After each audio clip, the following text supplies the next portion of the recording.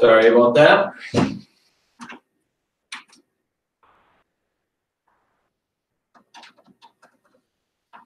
Okay, so we are in Old Testament. We have Old Testament introduction. We are in section 35. So you were to read the book of Hosea and the isagogical information. So, have at it.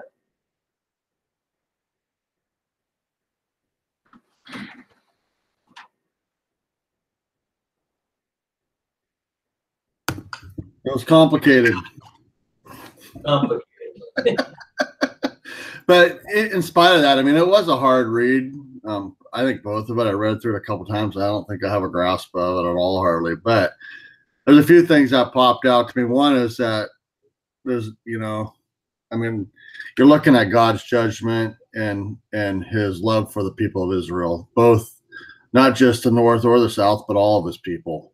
But when you get into Hosea, they start debating a lot whether is it literally meaning he's hiring a whore, or marrying a whore and having these kids, or is it, I can't remember what do you call them, is it allegorical, or is all these different things they listed it as.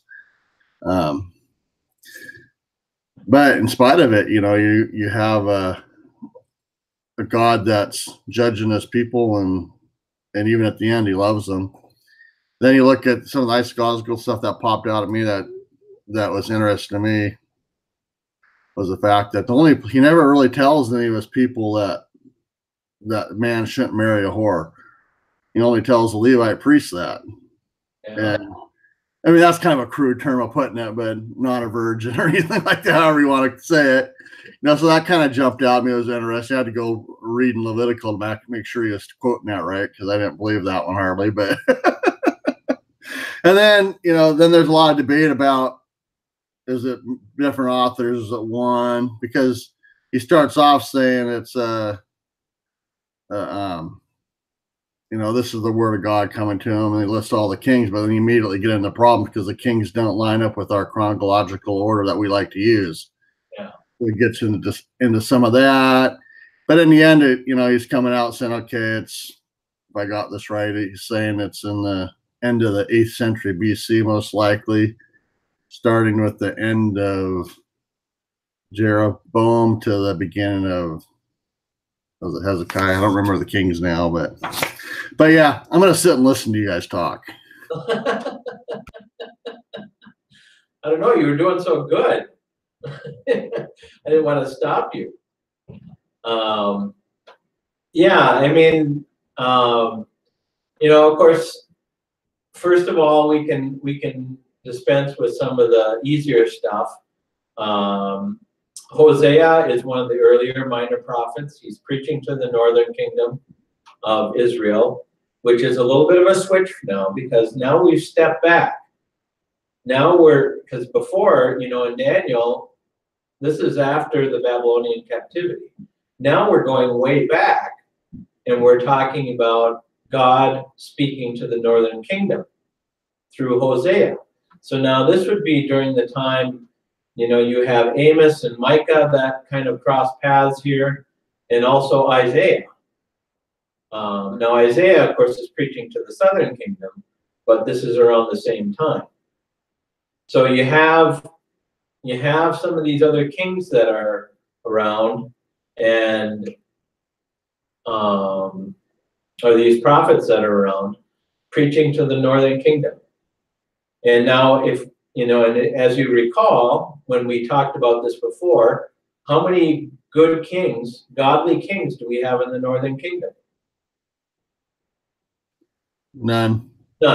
And also when he was with, another thing that popped up, I can interrupt a little bit, is when you're talking about he was with the earliest minor prophets in Isaiah, reminded me also they said that there's nowhere outside of this book is Hosea mentioned, where we've seen some of the other prophets mentioned in the Old Testament. Right. And he referred to in the New Testament a bit, maybe in some of his sayings, but yeah, they aren't mentioned in the historical parts of the Old Testament, or Hosea's now.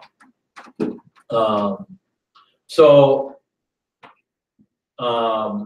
that's the setting anyway, around the 8th century BC, preaching to the northern kingdom, contemporary of Micah and Amos in terms of prophecy to the northern kingdom, also a contemporary of Isaiah, although he's with the southern kingdom. So the nation that's threatening them, of course, is Assyria, because this would be, roughly we're figuring that this is, he begins his ministry with Jeroboam, but he concludes it with the fall of Samaria. That's kind of our best guess. So he basically is there even till the end of the northern kingdom. That's kind of the understanding. And so the problems arise. Now, he kind of points this out. He says, well, the first 3 chapters are straightforward, but not without problem, because, of course, the major problem is God commanding Hosea to marry a prostitute. This presents an issue, and especially for conservative scholars. But he even argues, too, that critical scholars have an issue with this as well. And you can see why. Morally, we would have an issue with this. How can God do this? I think almost every commentary I've read on this all comes back to the same thing, where how can God do this? And so you try to find different ways around it, that basically, okay, well, he just said, it's kind of an allegory, so it's like, imagine if you were married to a prostitute, and this would be what it's like. Now, does it sound like an allegory when you read this? No, it doesn't sound like that at all. This sounds basically a straightforward history. Now, is it possible that we're just not understanding it correctly? It still is an allegory? Well, maybe. Or maybe, just maybe, this is just beyond our understanding. God did what he did. We don't know why, but let's face it, he's God. God is not advocating this. He's not saying this is a general rule now for prophets or anything like that. He's not saying, okay, when you talk to your kids, make sure that they know it's okay to marry a prostitute. Well, that's not really the point of the story either. What is the point of the first 3 chapters?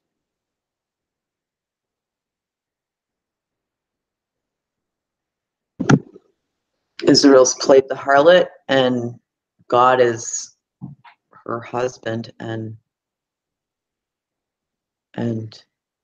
judgment's coming. Yeah, God's not happy. And of course, I've read stuff where, well, God wants Hosea to understand what he feels like, so this is why he has him do this. That way his message is more compelling. Maybe. There might be something to that. But really, there's 2 things that really stand out in these first 3 chapters. First of all, the relationship between God and his people being likened unto marriage. And I think, I can't remember if it's here, but this is one of the first places where we see this actually take place.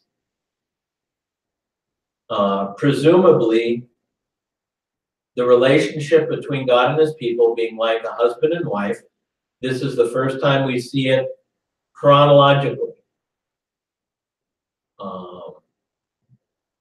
Now, we'll see it many other places and that sort of thing too. But then secondarily, of course, and related to that, Israel has been unfaithful, incredibly unfaithful. In fact, it doesn't take much. And this is why it's just not an unfaithful wife, but a prostitute. All it takes is for the next good idol to come by, and Israel's off. And that's the imagery that comes across here. It's not just someone who has made one slip in adultery. This is someone who is very anxious to find any other god. any other suitor, if you will, if it benefits her. And this is really what God is telling, God is basically telling Israel, this is who you are. When I read through that, that's all I could see too, was this. I mean, everything we read in the Old Testament so far really tracked Israel being just like this marriage he portrays. Every time she's going out to find a new lover, every time I could think about was the fact that Israel was chasing another foreign god or turning to another foreign nation for protection instead of trusting in their God Almighty. It just leaped off the pages. Yeah. And so, if you follow the story, or if you're listening to Hosea prophesy, you're thinking, okay, well, we've done some bad stuff, and then what's the story about the prostitute? And then you come to the end, and it's like God is telling you that you are the prostitute. And so this is intended to provoke. This is intended to be a provocative statement, a provocative indictment of the people. Because like we talked about before, there is no godly king in the northern kingdom. And so God is using every which way to try to shock his people into understanding what they've done. And that is why, at least in my opinion, why I think the book of Hosea and the setting of Hosea exists in order to provoke the people to repentance. Because they are so hard-hearted.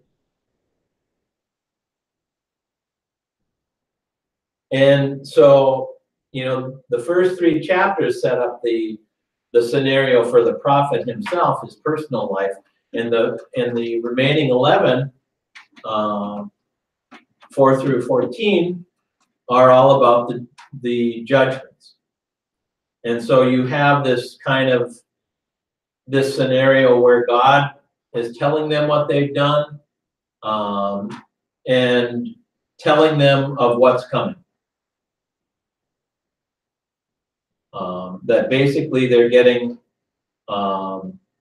they will be punished for what they've done. And, this would be really problematic, except we actually see glimmers of hope within the book. And of course, the 11th chapter is one, and then the 14th chapter, the book actually concludes with a promise of restoration. And to me, setting the other problems aside, to me, this is perhaps one of the more encouraging books of the minor prophets, because the overwhelming message of Hosea is what? Redemption. Yeah, God can even love a prostitute. He can even love someone who is incredibly unfaithful to him. And that's us. This is kind of, in a certain sense, it's kind of like Paul, the Apostle Paul in the New Testament. Why does he call himself the chief of sinners?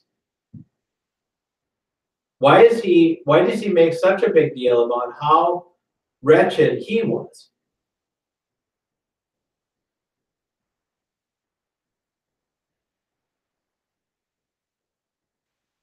Because God had mercy also on him. And if God can have mercy on Paul, because what did Paul do? Persecuted believers. Yeah, he killed them. He had them killed. You can't really get much worse than that. And if God can show mercy to the Apostle Paul as the chief of sinners, he certainly can show mercy to you. And I kind of think that's a similar thing that we get out of Hosea. If God can show mercy to the unfaithful kingdom of Israel, his people who stubbornly refuse to listen to him, then he will also show mercy to us. And that's kind of the overview. And you see some really powerful stuff in here. You know, some of the references that we end up finding or discovering in the New Testament, used in a far different way. And perhaps the most significant is Hosea 11, where God says, "Out of Israel have I called my son." Now, for the people of Israel, how would they understand this? The Exodus. Yeah, this is very clearly the Exodus. You know, God called his people out of Egypt, out of bondage. And he even mentions Israel as his child. So this is not like a cloaked image here. This is very clearly what this is referring to. But then in Matthew's gospel, Matthew quotes this passage, and it's referring to what?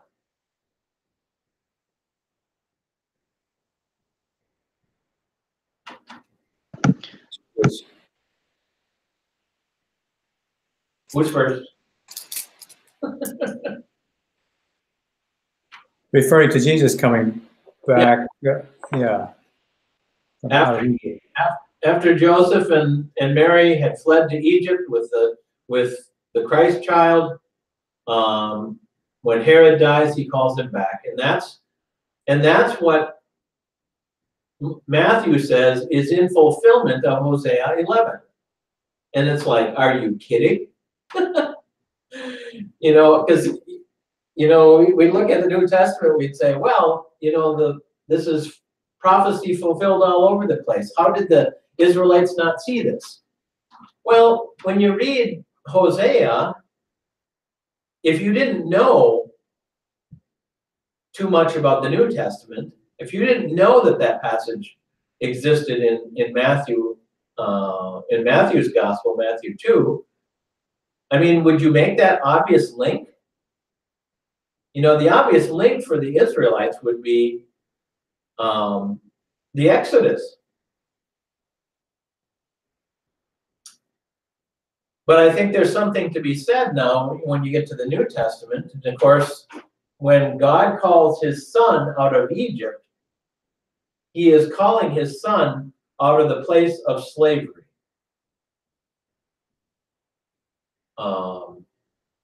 And that's really what God did the first time. That's what he does the second time.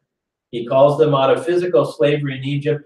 He calls us out of physical slavery to sin, or spiritual slavery to sin.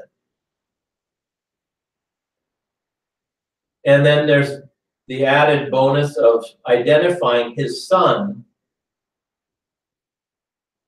in the first case as a nation, and his son in the second case as Christ himself. And in reality, of course, there's good reason to do this. Because the only reason we are offspring of God is because we are found in his son.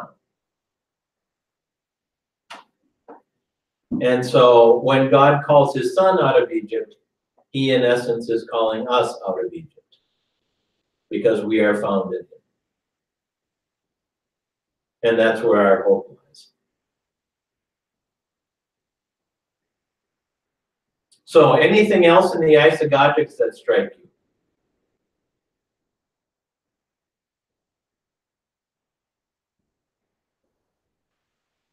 They also pointed out the reference from Paul's letter to the Romans 9:25 and the fact that God would be merciful to the Gentiles. I hadn't noticed that before. I'm sure I've read that part in Romans before many times, but anyway, something that I noticed. Well, it's in that section of Romans that we kind of skip over because everything else in Romans is good, but chapters 9 and 11, they start talking about predestination and election and all that kind of stuff, and it's kind of puzzling. So we kind of skim by that a little bit sometimes. Maybe. Because it's uncomfortable for us. But yeah, that section 9 through 11 in Romans basically talks about the fact that God is certainly extended his mercy to the Gentiles, but the Gentiles need to remember that it's just as easy to graft in the Jews back in. Because anyone who believes is part of the body, is part of the vine. And of course, again, this comes back to the idea of grace. Hosea is a message of grace. And so it's quite fitting then, that his name, I guess, means salvation. I think that's what I don't know if it mentioned it here. I know I've read it in other places. So what else?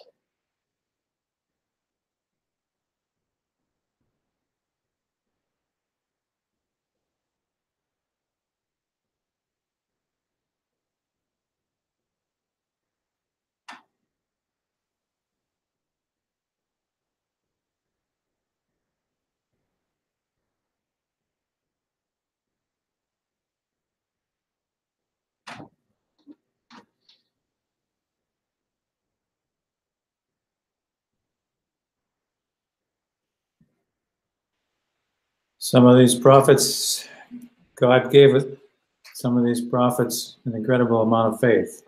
Mm-hmm. I mean, to be able to hear this kind of a request or command from God and then to carry it out and to carry it out faithfully. And it's just, I mean, just from our day-to-day easy life, I mean, you can only imagine the kind of lives that these prophets must have really had. I mean, if you really think on a practical day-to-day level. Well, yeah, because, what we don't often do when we look at this, you imagine Hosea going out and prophesying, and people who know him, why would they listen to him? He's married to a prostitute. This is not what prophets do. And so, yeah, this is, and you could probably even see Hosea, if there were such a discussion, saying, wait a minute, you want me to be a prophet, and yet you also want me to do this. Wait a minute, something's not quite right. And yet that's exactly what God does. And so, yeah, you're right. He is a man of great faith. And this could not have been easy by any stretch.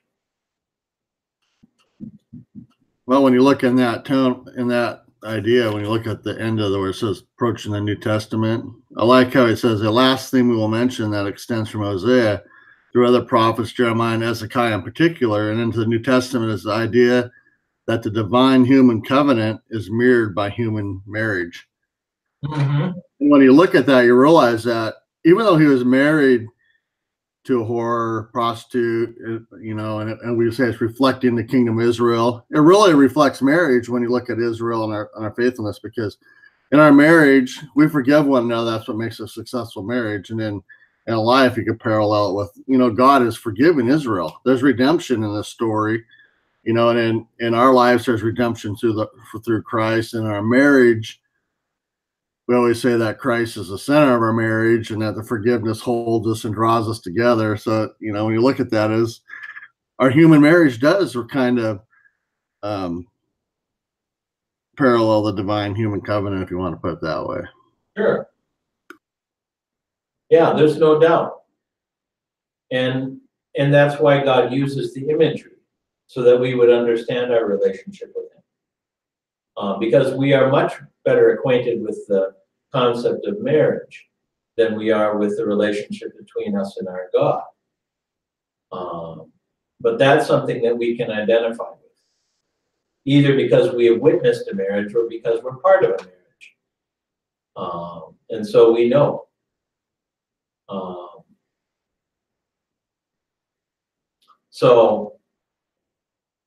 So anyway, then if we get into the text itself, what sort of things do you learn, first of all, in the first 3 chapters?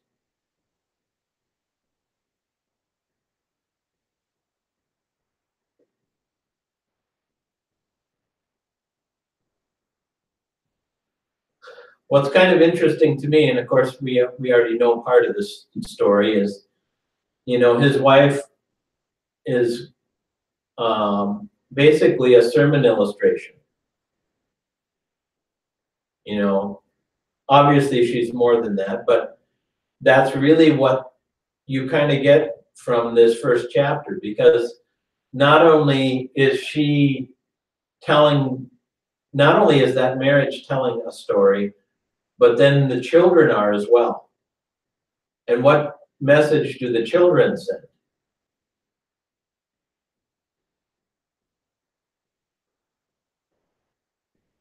Well, really, a story of being forsaken, condemned. I learn it when he calls them no mercy, for I'll have no mercy, and call them, you know, not my people, for you will not be my people. I mean, it's feeling kind of hopeless at that point. Yeah. And so, you know, can you imagine going to your wife or husband and saying, this is what I want to name our kids, you know? But this is really the point of the whole thing. This is a sign that God is not going to show them mercy because of their unfaithfulness. This is a sign that they have broken this covenant and they are no longer his people. And of course, this is only in a temporal sense, because he will not forsake his people. Now, to be fair, what happens at the end of this story? You know, historically, what happens?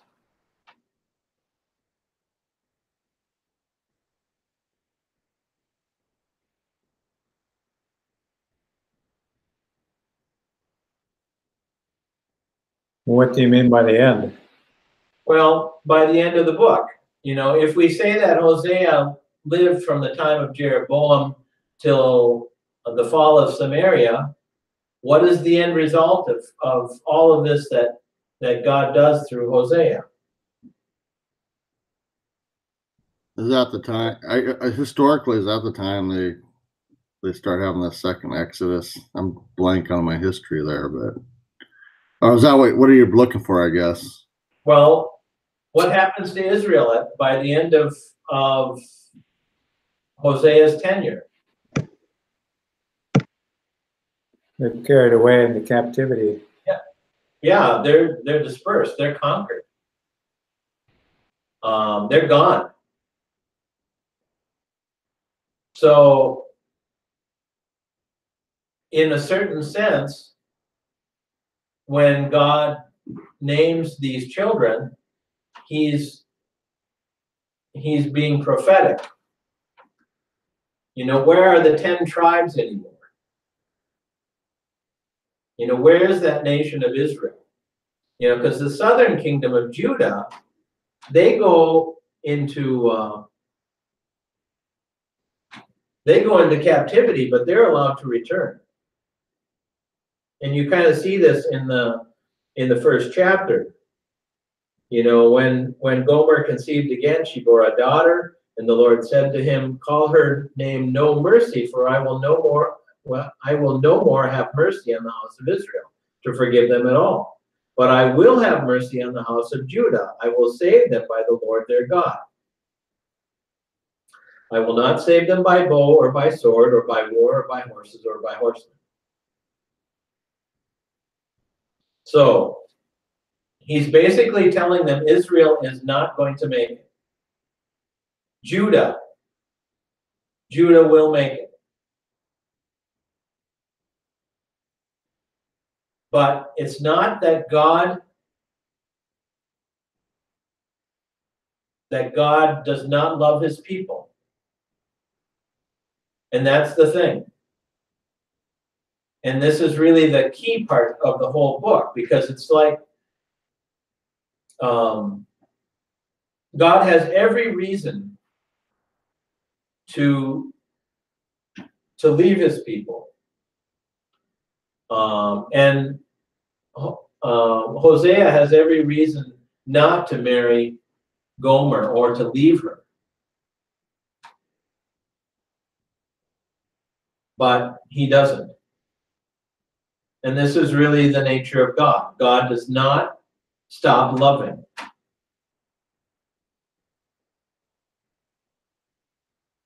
And so he says, you know, when she had weaned no mercy, she conceived and bore a son. And the Lord said, call his name not my people, for you are not my people, and I am not your God. Yet the number of the children of Israel shall be like the sand of the sea, which cannot be measured or numbered. And in the place where it was said to them, you are not my people, it shall be said to them, children of the living God. And the children of Judah and the children of Israel shall be gathered together, and they shall appoint for themselves one head, and they shall go up from the land, for a great shall be the day of Jezreel.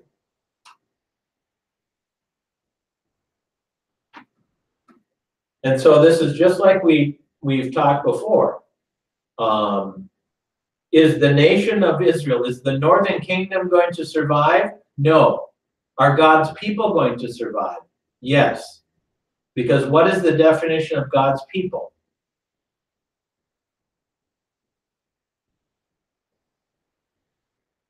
Who are the people of God? Those that love him and keep his commandments. Yeah, those who believe. Jesus Christ. They are children by faith.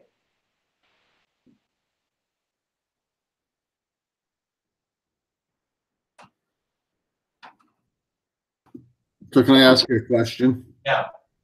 So I'm not following quite along. I can understand the call her name, no mercy, and call not my people, but what's behind the name of Jezreel? When you look at like verse 4, it says verse 4 and 5, and it says the Lord call his name Jezreel, for in just a little while I will punish the house of Jehu for the blood of Jezreel, and I'll put an end to the kingdom of the house of Israel, and on that day I'll break the bow of Israel in the valley of Jezreel. So is he referring to Jezreel? Who's he referring to Jezreel as, I guess? I'm confused a little bit on that part. Well, because then at the end, like you just read the end of verse 1, it says, for great shall be the day of Jezreel. Is he referring to?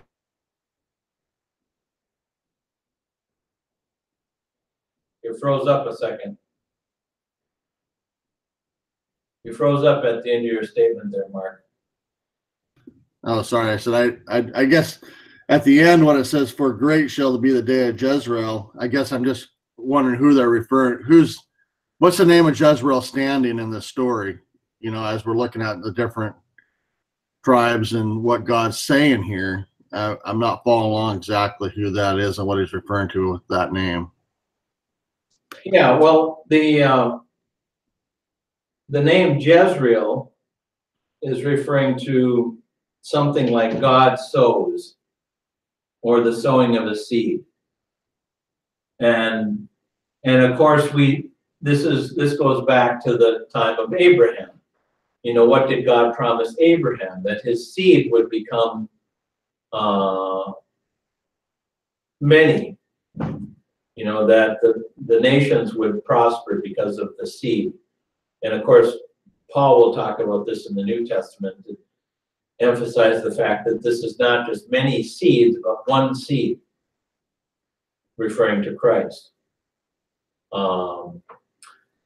what he's talking about here is the idea that at the end of all this, God's people will still flourish.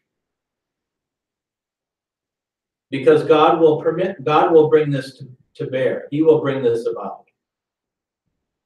But you see who he mentions here at the end of chapter 1. The children of Judah and the children of Israel shall be gathered together, and they shall appoint for themselves one head. So it really refers to those who still remain faithful, who are Abraham's seed by faith. Because they can't take comfort in the nation of Israel, because the nation of Israel is about to be destroyed. So what's going to happen after that? Is Israel gone? Well, no.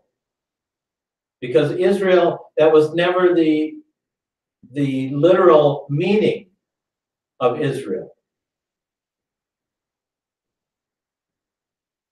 They were not children of Israel by faith or by blood. They were children of Israel by faith, just as we are children of Israel by faith. And so even in the first chapter, we see a promise of restoration.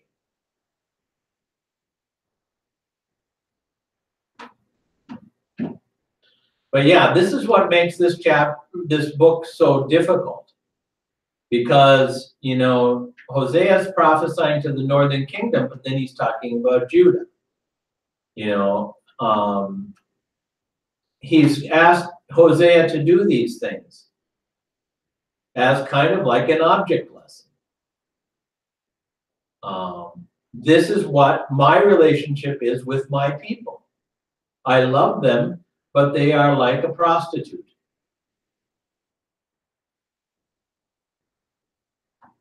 But in spite of their whoredom, if you will, God does not cease to love them.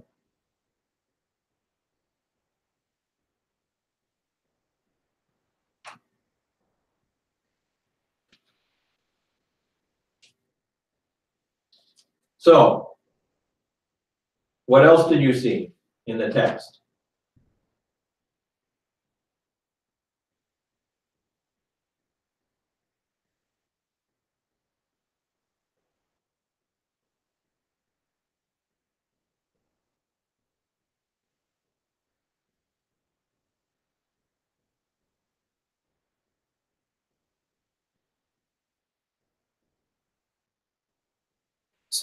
Second chapter, verses 14 through 16, is more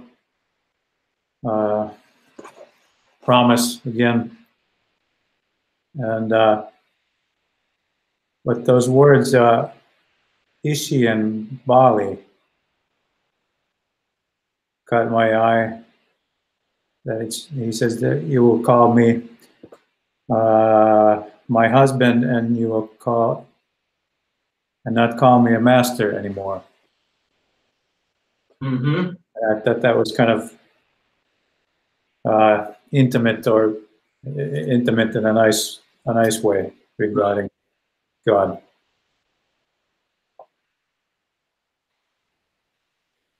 And then when you get to the end of chapter 2,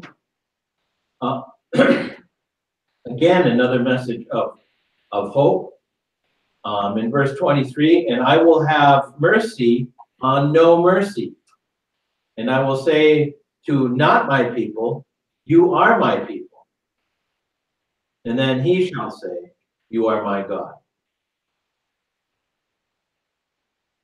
So there's a prophecy here that, you know, even though the people deserve no mercy, even though they deserve to be cut off as God's people, God ultimately will still have mercy on the ones who are labeled not merciful or not mercy, no mercy. And he will include those to be his people who are not his people. And this is really, you know, this is another one of those passages that we find in the New Testament in 1 Peter.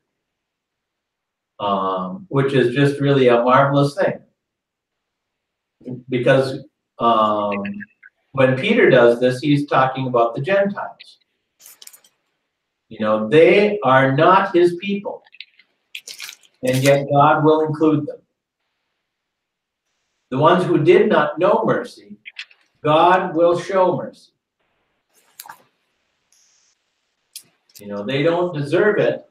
They don't deserve to be called God's people. They don't deserve mercy, but they will receive it anyway. And that's what's so marvelous about that passage in 1 Peter chapter 2. You know, because Peter is just basically telling us we are all living stones that are built into the spiritual house. So that whole passage, and that's where he basically calls us a royal priesthood. But he also calls us a peculiar people, which I always like, you know, because the King James says peculiar, and when we think of peculiar, we think what? Weird. Yeah, odd, strange, something like that. Now, let's face it, we are a bit odd and strange, and so we're quite guilty of that. But that's not really what the meaning is. And that's where the King James can be maybe a little bit misleading here. Because in reality, what does that mean? God's not calling us odd. What is he saying?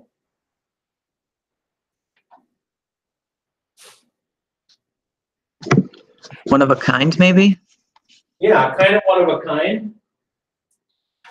But there's even another part of that meaning. You know, you could say it's unique, but there's still more to it than that. Special.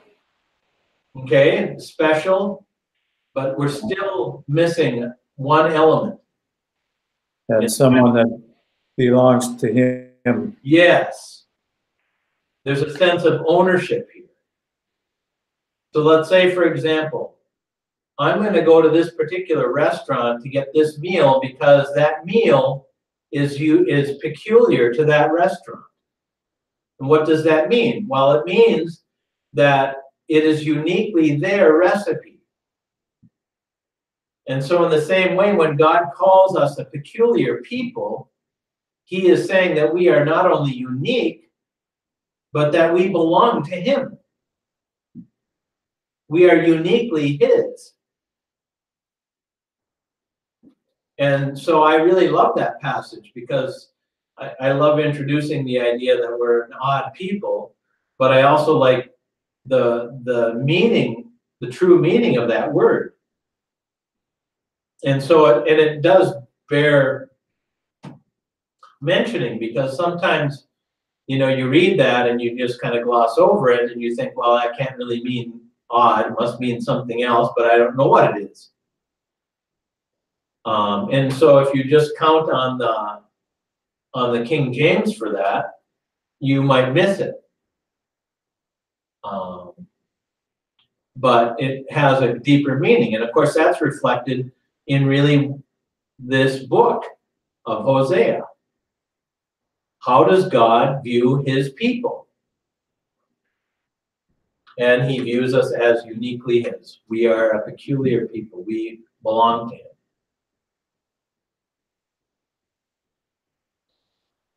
So what else did you learn?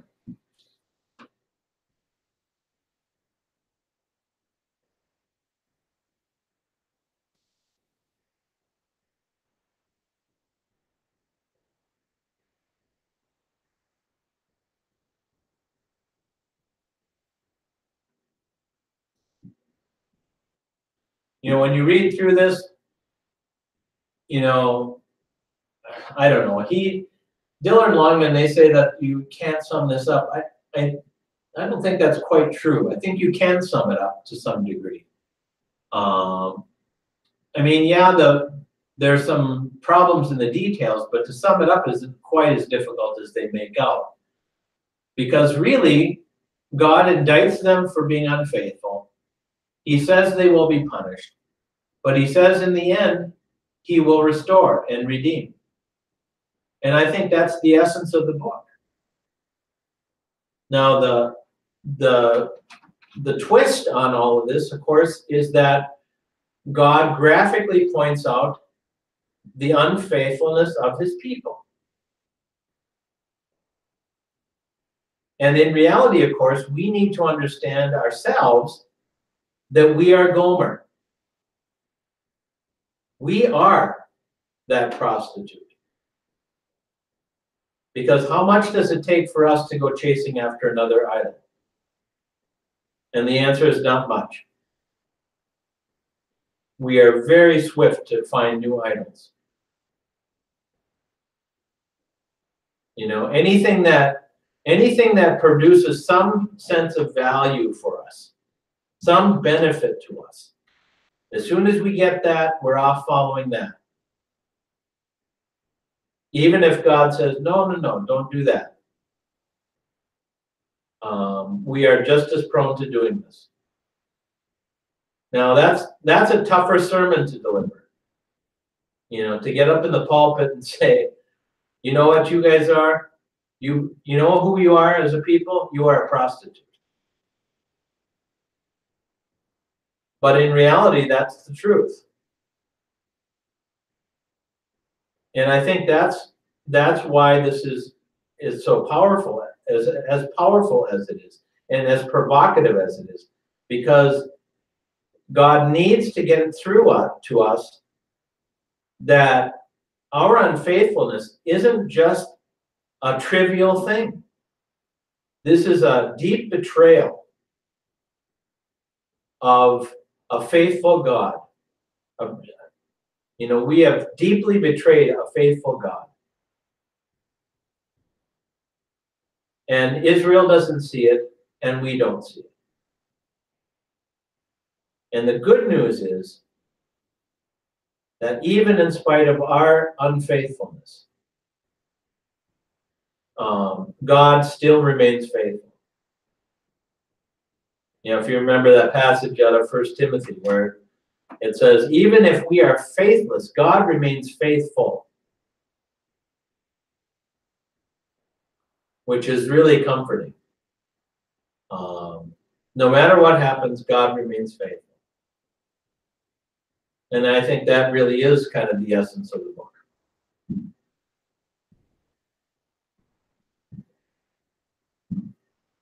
So anything else?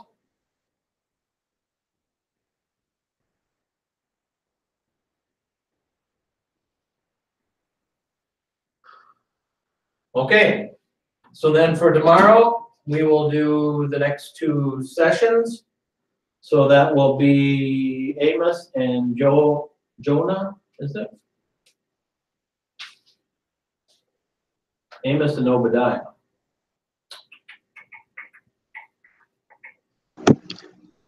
Joel and Amos. What time are we doing class tomorrow? 11. Okay. Same time as usual. Okay. Ken and Mark, can you hang on for a second? Sure. Okay. I assume you meant Friday and not tomorrow. No, tomorrow. Oh, I missed something. Yeah, we sent out an email. We have to do a makeup session. Okay, I must have missed that. Okay. Okay. I had Cheryl send out an email that outlines the sessions that we're doing to try to make up for the rest of the semester. Yeah, I'm sure I must have just missed it. Okay. Very good. So tomorrow we're 36 and 37, and then Friday 38 and 39. Bye. Okay. Godspeed. Godspeed. Sorry to have to do that to you, but we gotta get done before Christmas. So I'm sure you don't want to be doing class on Christmas Day or on Christmas Eve. Sorry, kids, no presents today. Daddy's got to do class. Anyway, I just figured I'd touch base with you both on the spring schedule. Ken, as far as you are concerned, we were talking about this too with regard to Vesa. Can you find out the details of that class that he's offering and to see how that might compare? You kind of know how the Old Testament intro class goes. That's pretty much the way the New Testament class will be. It's a survey course. Because I just talked to Jay about it, and if it's going to be a similar course, we aren't going to have you do it twice. So what we'll do is we'll accept, if he's doing a similar survey course, we'll accept that as part of your requirement for this degree. If you catch my meaning. All right, I'll get back to you about that. I understand, yes.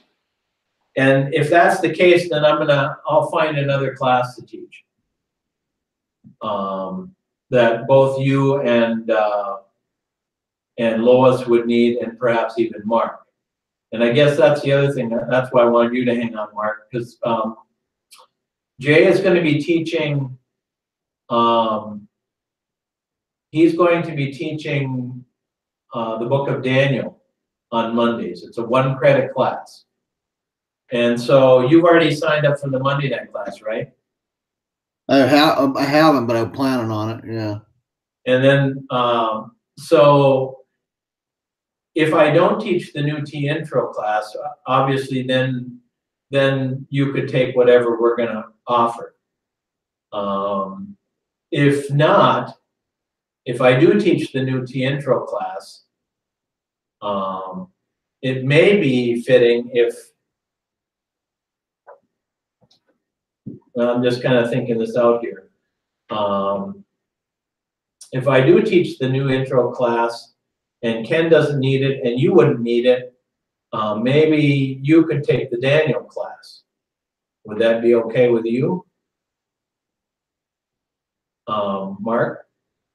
If the Daniel class is Monday night, I'm going to take it. No, Genesis is on Monday night. Daniel is on Monday. Oh, I thought you said Daniel on Monday night. No, Daniel's on Monday, but it's during the day.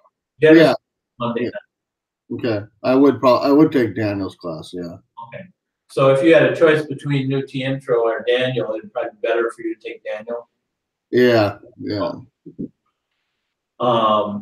So then the only question is, I'll wait to hear from Ken about the New Testament class that Vesa's offering.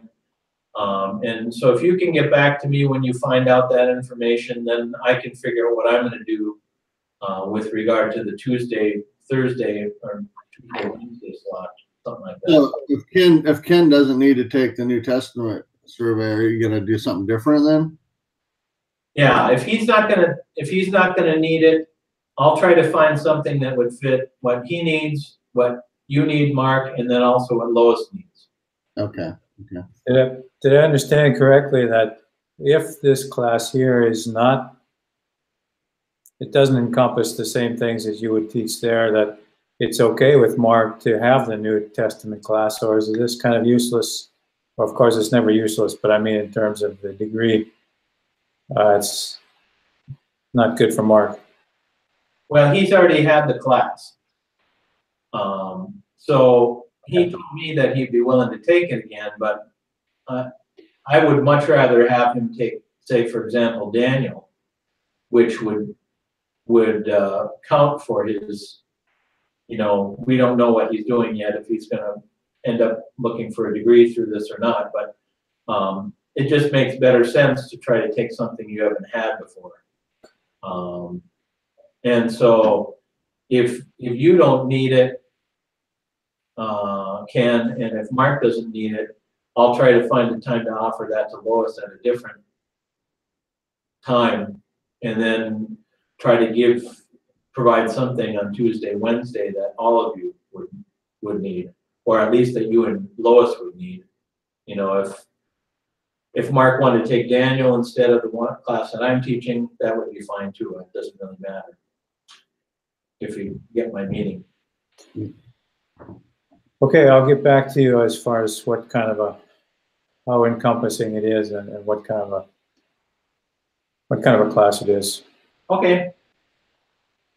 Very good. Hey, would you have an extra minute before talk to me when you're done? We're done here. Okay. Okay, thank you. Very Right. good. Godspeed. Yeah, Godspeed. So I want to talk about the central board a little bit, if you got a minute.